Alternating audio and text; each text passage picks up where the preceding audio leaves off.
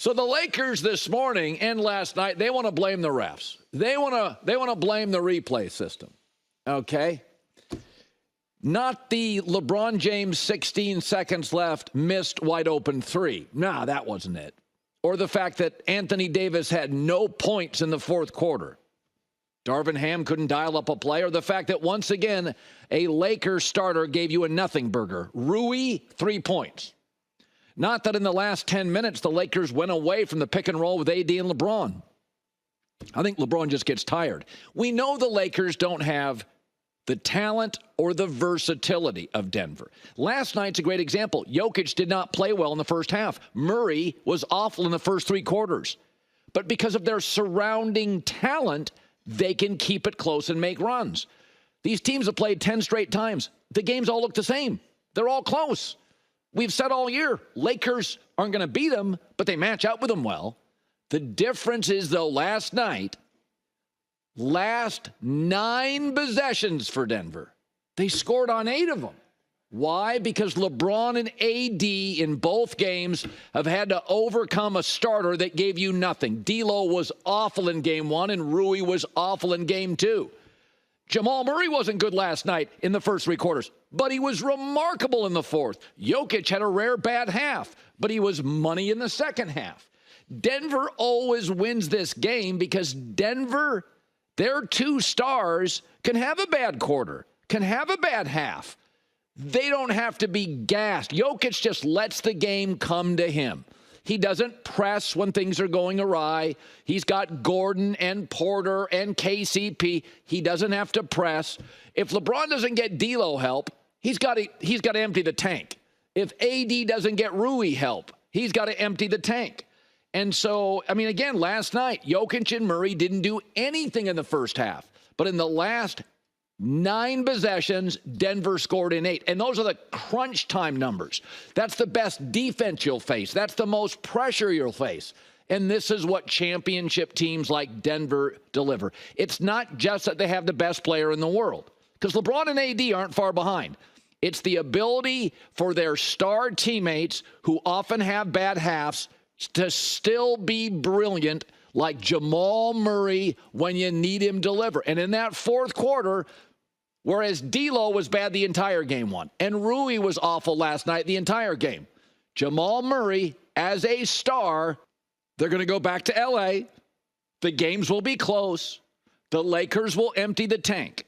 But this has been the most predictable series of all of them. The Lakers match up well. The Lakers have 2 stars, but LeBron and AD are always have to overcome a weak bench, sometimes regrettable substitution patterns by Darvin Ham, and by the end of the game, what's AD have left? Not much offensively. What is the constant been in Philadelphia for 8 years? They've had multiple GMs. Nick Nurse is Embiid's 3rd coach. We had the trial balloon with Ben Simmons, James Harden. Now it's Tyrese Maxey, Tobias Harris, draft picks, the process. The constant is Embiid. And superstars, that's what he's been labeled. He's a superstar. I don't know. I've got a higher standard. To be a superstar in the NBA, you have to, once win a second-round playoff series in the much, much weaker Eastern Conference. I don't know, just one time. GMs, coaches, teammates, stars, Simmons, Harden. Now he's got Maxey. And these Knicks, though gutty, are hardly the Shaq Kobe Lakers. They're doing it on guile, moxie, toughness. They want it more. They care more. That last sequence for the Knicks, it was all desire and effort. I mean, Embiid, first 2 games, no rebounds in the fourth quarter. Through 2 games. Is Ewing on the floor? What am I missing? No rebounds. Rebounds is an effort stat. Dennis Rodman wasn't skilled. Ben Wallace wasn't a world-class basket. It's effort. Rebounds are effort. Embiid, 7-2, superstar. Did Shaq ever have 2 games with no rebounds in the fourth quarter through 2? I don't think so. Did Hakeem? He has the talent. He doesn't shrink. He has the size. He lacks effort. If you go look at Joel Embiid's playoff career, his numbers plummet in the fourth. His plus minus, his field goals, his rebound, everything goes down. That's effort. I understand bigs get tired, bigs get beat up. I get that. But when Tyrese Maxey, with 109 left, hit a three, the score was 196 Philadelphia.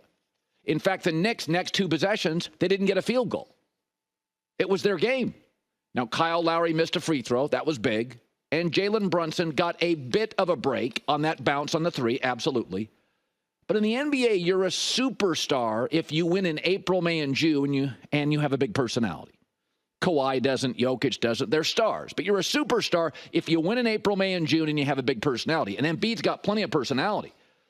But I waited through Trust the Process and Ben Simmons and James Harden and now Tyrese Maxey and multiple coaches and Nick Nurse III and multiple GMs and draft picks and moving. And I get the same thing.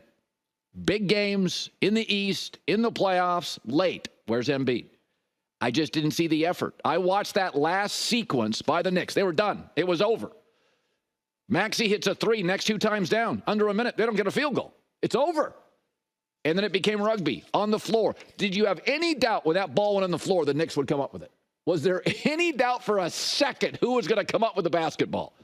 Even DiVincenzo's second three. It was about effort. Nobody blocked out the Knicks. I keep hearing the Sixers last night and this morning complain about there was no timeout. You know what I saw? Nobody blocking out. No effort. That last night was all about desire. That game was over. Knicks were cooked. 196, didn't score in their next two possessions. Game was over. It's over. Embiid, no rebounds. First two games in the series, fourth quarter. I mean, that was all effort, all desire. These Knicks, Jalen Brunson is not playing well. Julius Randle isn't available, and they're beating two stars in this league, one that has been labeled a superstar. I don't want to hear about timeouts. I don't want to hear about time. I don't want to hear about you missed this, you missed that. I missed the effort. Where is it? It is all on the Knicks. You can watch a sporting event. You don't see this a lot in hockey. You don't see it a lot in baseball. But you do see in the NBA some load management, teams wanting it more physicality. That was an effort win. It wasn't a talent win. Don't give me talent. DiVincenzo's bounced around the league. It's not a talent thing. That was an effort thing.